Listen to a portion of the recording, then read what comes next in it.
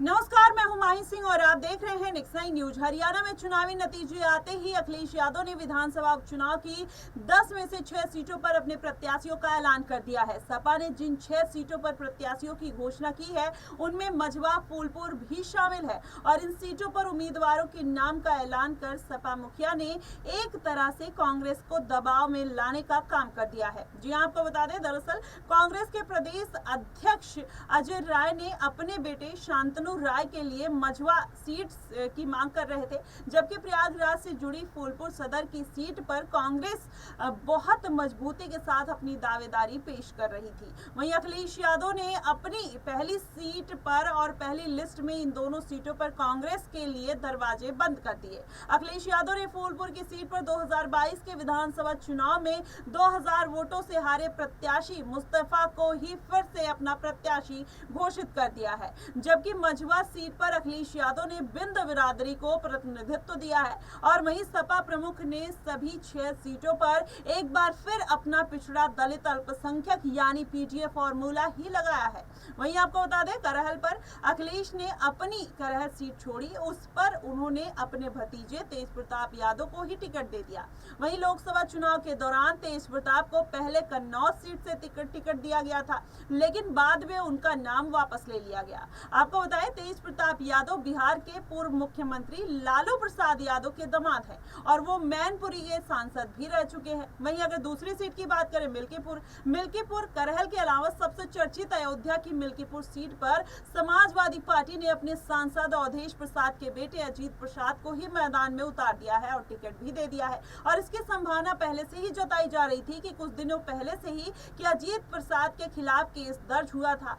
तो वहीं तीसरी सीट की बात करें, सीसामऊ, सपा ने कानपुर की सीसामऊ सीट पर नसीम सोलंकी को टिकट दिया है। नसीम सोलंकी पूर्व सपा विधायक इरफान सोलंकी की पत्नी है और उन्होंने 7 साल की सजा होने के बाद सीसामऊ सीट जो है वो खाली हो गई थी और पहले से ही ऐसी चर्चा थी कि अखिलेश यादव ने यहां से इरफान सोलंकी की पत्नी को उम्मीदवार बना सकते हैं। वहीं फूलपुर की बात करें तो फूलपुर में अखिलेश यादव ने प्रयागराज से मुस्तफा सिद्दीकी को टिकट दिया है। मुस्तफा 3 बार के विधायक हैं और वो 2 बार सुराव और 1 बार प्रतापपुर सीट से विधायक भी रह चुके हैं। वहीं 2022 के चुनाव में उन्हें हार मिली थी। अब एक बार फिर अखिलेश यादव ने उन पर अपना भरोसा जता दिया है।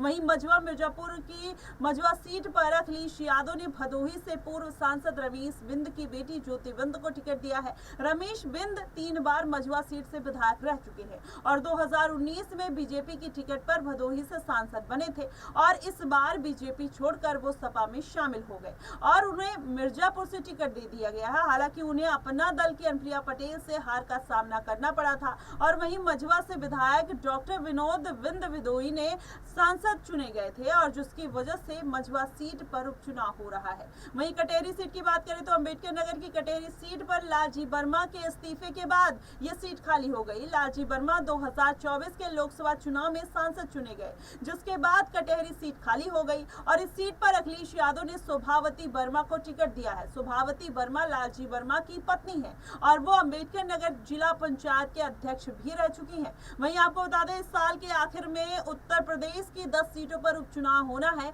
और इसके लिए सपा ने 6 उम्मीदवारों का ऐलान तो कर दिया है, लेकिन अभी भी 4 सीटों को होल्ड पर रखा गया है, जिनमें से मीरापुर, कुंदर की, गाजियाबाद, सदर और अलीगढ़ की खैर सीटें शामिल है। ऐसे में माना यह जा रहा है कि उत्तर प्रदेश में 10 सीटों पर उपचुनाव होने वाले हैं। अखिलेश यादव कुछ बड़ा खेला करते हुए नजर आएंगे या फिर योगी आदित्यनाथ इन 10 की 10 सीटों को साधने में कामयाब हो जाएंगे। देखा जाए तो हरियाणा में जो तरीके से विधानसभा चुनाव के रिजल्ट आए और पहले कांग्रेस पार्टी जीतती हुई नजर आ रही थी, लेकिन जिस तरीके से ये पूरा मामला कहीं ना कहीं भारतीय जनता पार्टी के पक्ष में जाता हुआ नजर आया, ऐसे में माना जा रहा है कि भारतीय जनता पार्टी का सुपड़ा अभी साफ नहीं हुआ है। अखिलेश यादव हो या फिर राहुल गांधी, जिस तरीके से वो कॉन्फिडेंस में आते हुए नजर आए, लेकिन उनका कॉन्फिडेंस भी चकनाचूर हो गया हरियाणा विधानसभा चुनाव में। ऐसे में अलग अलग राज्यों में अभी विधानसभा चुनाव होने वाले हैं, जिसमें झारखंड, महाराष्ट्र, बिहार, दिल्ली जैसे राज्य आते हैं। ऐसे में अब कहीं ना कहीं कांग्रेस पार्टी और अन्य विपक्षी पार्टियों की चिंताएं बढ़ी हुई हैं, क्योंकि क्योंकि भारतीय जनता पार्टी को लेकर किसी को भी उम्मीद नहीं थी कि भारतीय जनता पार्टी हरियाणा में फिर से कमबैक करती हुई नजर आएगी।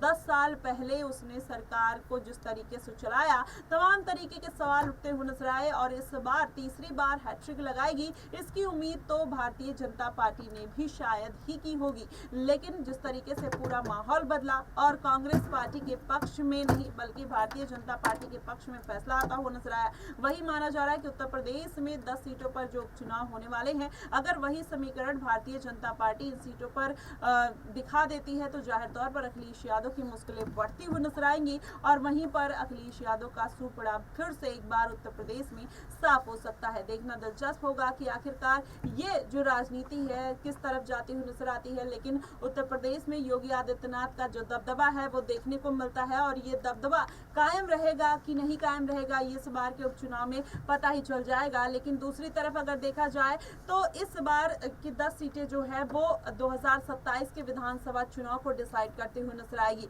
वहीं मैदान में देखा जाए तो अखिलेश और मायावती जिस तरीके से गठबंधन की तरफ अपना हाथ बढ़ाने की कोशिश कर रहे थे, लेकिन ये गठबंधन देखने को नहीं मिला, तो अखिलेश यादव को छोटे छोटे मुश्किलों का सामना कहीं ना कहीं करना पड़ेगा। चंद्रशेखर आजाद और मायावती मिलकर अखिलेश यादव के वोट बैंक में सेधमारी कर सकते हैं और इसका पूरा फायदा भारतीय जनता पार्टी को हो सकता है। क्योंकि अगर बीते लोकसभा चुनाव पर एक बार नजर डाली जाए तो चंद्रशेखर आजाद रावण ये खुलकर कहते हुए नजर आए थे कि अगर वो अखिलेश यादव की सीटों पर सभी प्रत्याशी उतार देते तो अखिलेश यादव को 15 से 16 सीटों का नुकसान हो सकता था, इसलिए उन्होंने अपने कोई प्रत्याशी मैदान में नहीं उतारे। इंडिया गठबंधन को मेरा धन्यवाद कहना चाहिए। चंद्रशेखर आजाद रावण इस तरीके की बात बोलते हुए नजर आए थे। लेकिन वहीं दूसरी तरफ देखा जाए तो अखिलेश यादव जिस तरीके से अब फिर से एक बार कमबैक करने का प्रयास कर रहे हैं, यहाँ के जो 10 सीटें हैं उपचुनाव में, ऐसे में अगर नहीं कर पाते हैं तो जाहिर तौर पर उसमें पूरा खेल बिगाड़ने का काम मायावती और चंद्रशेखर आजाद रावण का होने वाला है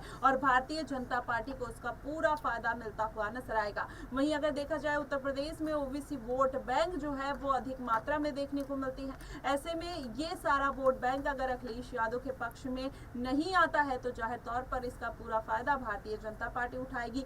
और अगर एक समीकरण और समझा जाए तो अयोध्या सीट पर जिस तरीके से भारतीय जनता पार्टी को शिकस्त मिली, अखिलेश यादव कहीं ना कहीं उस बात को लेकर बहुत ओवर कॉन्फिडेंस में नजर आ रहे हैं और भारतीय जनता पार्टी का जो समीकरण है अगर देखा जाए तो अयोध्या सीट पर इसलिए बिगड़ा क्योंकि वहां पर अगर वोट बैंक की बात करें तो ओबीसी वोट बैंक और एससी वोट बैंक और मुस्लिम वोट बैंक भी कहीं ना कहीं निर्णायक भूमिका में है। तो ऐसे में भारतीय जनता पार्टी भले ही राम मंदिर का मुद्दा उठा रही थी, लेकिन वो ये सीट इसलिए नहीं निकाल पाई क्योंकि वहां ब्राह्मण और जो क्षत्रिय वर्ग है वो उसका इतना दबदबा खासा नहीं देखने को मिलता और ओबीसी वोट बैंक बहुत ज्यादा है, तो अखिलेश यादव को इसका फायदा मिलता हुआ नजर आया। और अगर ये समीकरण कहीं ना कहीं अखिलेश यादव के पक्ष में जाते तो इसका फायदा कहीं ना कहीं अखिलेश यादव उठाते हुए नजर आए। अब देखना दिलचस्प होगा कि आखिरकार ये जो समीकरण है फिर से दोहराया जाएगा। क्या अखिलेश यादव वही लोकसभा चुनाव वाला एक बार कहीं ना कहीं दबाव भारतीय जनता पार्टी के ऊपर बनाते हुए नजर आएंगे